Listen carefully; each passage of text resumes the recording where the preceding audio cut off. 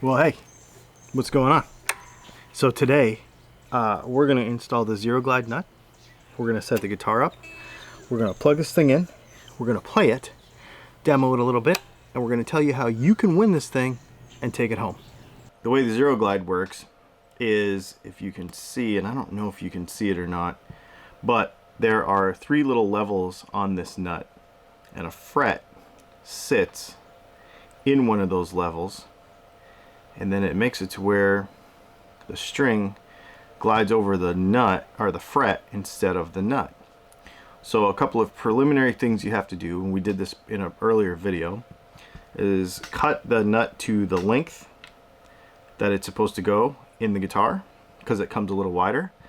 And I got an unslotted one, so you grind or you file the slots down to this first level according to each one of the string gauges. And so our next step is to glue this thing in to the guitar. Just going to take some gel super glue, put a couple dots, one on each side, and I want to make sure that when I glue this in that it's centered and it's tight to the fretboard. I already pre-figured this out already, so that's why I just popped it in there. Now, when you look at this, you're going to say, well, this is sort of weird because there's a gap between the fretboard and the nut, but that is where the fret tang is going to sit when we glue it in. So, you can see that fits right in there like that. So the next step we need to do is, I guess, let's put some strings on the guitar, and so that we can pick the correct fret size, because there's 4 different fret sizes that come in this guitar. So the next thing we need to do is put strings on this thing.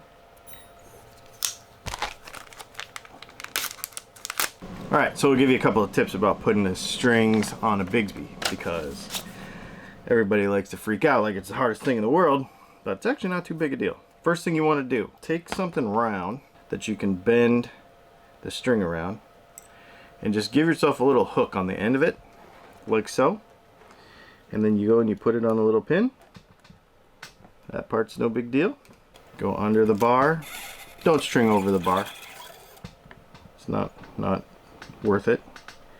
Now, if you don't have locking tuners, take a piece of foam, just shove it underneath here, like so. And that'll hold the ball end, and see the ball end's not popping off. Like it's just sticking. I just put a piece of foam in there, and it's just holding that ball end from not coming off. Then we come over here to the other end of the guitar.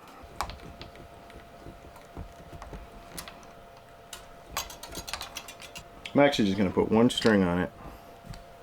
Then we're going to do, so I just want to play with these nut sizes. Pick a similar one to the height of the nut that's in, or the frets that are in the guitar. And I'm going to push down on the 3rd fret. Okay, I think we can go a little smaller. Okay, so basically what we've done is I just strung the guitar up with 1 string. I just wanted to see generally what's going on here, because we have to make a couple of adjustments with this particular build. You're not gonna have to do this with every guitar, but basically I need to come further down with this bridge, so I'm gonna actually take it off and sand it some more. But the general concept here is that we take this fret, the one that's pretty close to the fret size that's on the guitar, and we put it underneath the string, and then push down on the 3rd fret and see what the spacing is underneath the 1st fret. That's pretty dang good. I'm not going to glue it in yet, because I do want to get all the strings on it and get the final setup correct, but we are close. So the first thing I'm going to do now, or the next thing I'm going to do, is I'm going to take this bridge off and I'm going to sand it down closer to height. Okay, strings are on the guitar. A couple of little tips for doing string changes on Bigsby's, because a lot of people think it's super inconvenient. It's not that big a deal. Like I mentioned before, just stuff that piece of foam in the back, and that'll hold it there while you do what you need to do. Locking tuners do help, but even if you don't, that'll hold that there for you.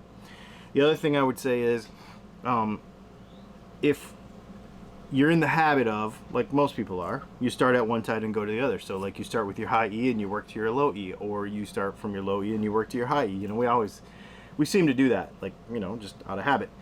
With a Bigsby, what I would recommend is start at one end, but then when you get to the second to the last string, skip to the last one. So like do your high and your low E first and work towards the middle maybe, just because it's easier to get that ball end on if you have room. So if you leave the high E for last, there's not a whole lot of room to get in there and do what you need to do. So do it out of order. The other thing I would say is make sure that you wrap it around a pen or something so you can get that shape of that.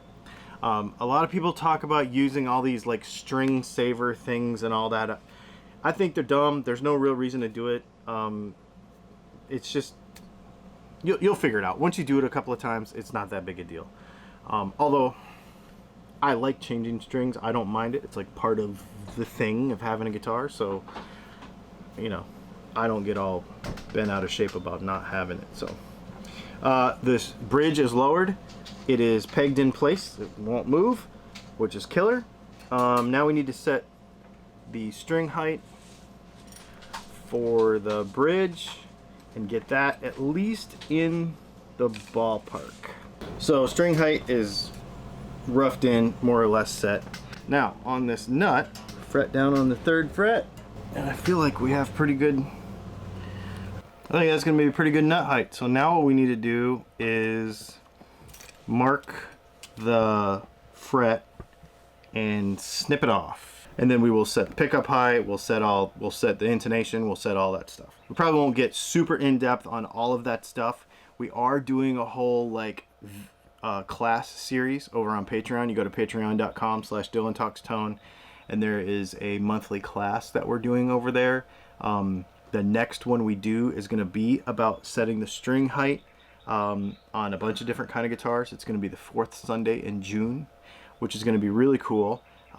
If for some reason you can't make the live class, there's also another Patreon level there where you can actually watch them a month late and replay. So there's a couple of different ways for you to get that content where we get super in depth on each aspect, and you can watch them all. Once you're subscribed over there, you can actually watch all of them, the old ones and the new ones, and it's pretty cool. So just snipped it off.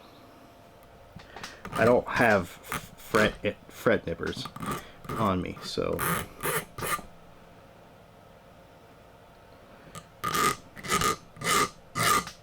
this is gonna make a great noise. You like that noise? It's pretty good. Just do a quick end shape of it. Hey, that looks pretty awesome. Let me take a little bit, clean up that end a little bit more.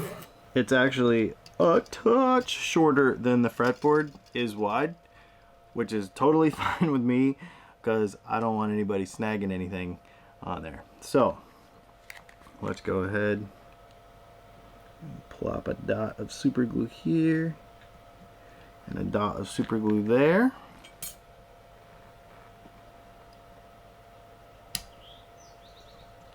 And pop that baby in. Well, for all the fiddling and all the messing around, this guitar actually set up really, really well. I've not plugged it in yet. I mean, I plugged it into the tuner to set the intonation and stuff. But the string height came out absolutely perfect, like right where I wanted it. The intonation came out perfect. The nut looks fantastic, feels fantastic, works fantastic. The Bigsby works fantastic. Everything is pretty much on point with this thing. The only thing we need to do now is plug it in and hear it and adjust the pickup height.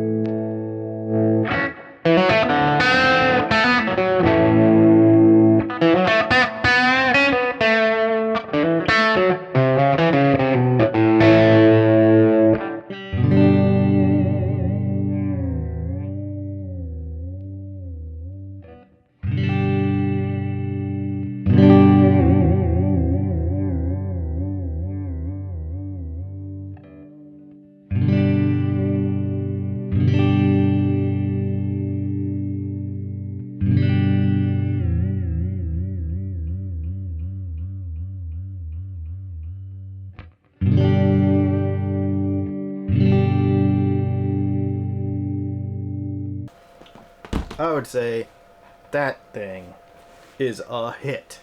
Grover locking tuners, 19-to-1 ratio. They work amazing. Zero glide nut. Dylan pickups. Humbucker size P90 in the neck position. This is a humbucker size Filtertron. It's kind of a one-off thing. Maybe we'll make them, I'm not sure.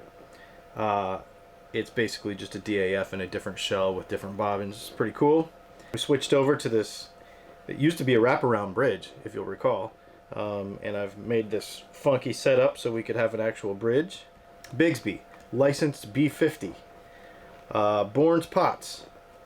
This thing is a monster of a guitar. Super fun. It plays great. The setup is perfect. The frets are wonderful. Remember, this guitar started out as a $300 guitar, okay? And one of the things that I think about when I build this stuff is you could start with any guitar as long as the neck is good and you've got solid parts. Is it worth it to put this much money into a guitar? Yeah, because it's good. This thing is really, really good. You know, this pickup is 150 bucks. This pickup is 150 bucks. The wiring is approximately, I guess, let's call it $20. The Bigsby, I would go with a B5. I wouldn't get a B50. So we'd be looking at like 130. The bridge was about $60, I think. The tuners were about $80. The Zero Glide was $30. And then, of course, all the stuff to put it all together, it's this much. Is that too much to put into a $300 guitar? If you like it, then absolutely not. This thing is a monster. So here's the fun part. This isn't mine. This is yours. So go to DylanContest.com. Make sure you enter to win this thing. We are like just over 1,000 subscribers away from giving this guitar away. I can't even believe it. It's been a long time coming. We're probably going to make 2 or 3 more videos with it because we want to talk about the pickup specifically. If we get into all of that, this video is just going to be way too long. So we'll get into each of the specific things, but you got to hear it for the first time today. This thing is a monster. We'll probably make a cut, like I said, a couple more videos. And that's it. The 40,000 subscriber giveaway guitar is finished. Now we just need a little over 1,000 more subscribers. Who wants it? Cool, right? I'm not sold on the Buffalo knobs. Let me know what you think in the comments, whether we should leave them on there or I should just throw some chrome ones on there. I just had them, so I put them on there. And what do you think of the mods that we've done to this thing? Do you think this is a guitar that you would play? Maybe you're not a Bigsby person. Maybe you've not ever done this sort of Gretsch kind of, it actually kind of reminds me more Duesenbergy at this point. This kind of guitar, would you play this? Let me know in the comments. I'll put links to all this stuff in the description of the video. Links to where you can buy the pickups. Links to some of the parts that we used. That way you know what we used and you can use the stuff for yourself if you think it's something that you would dig. Thanks for hanging out, and maybe we'll see you tomorrow.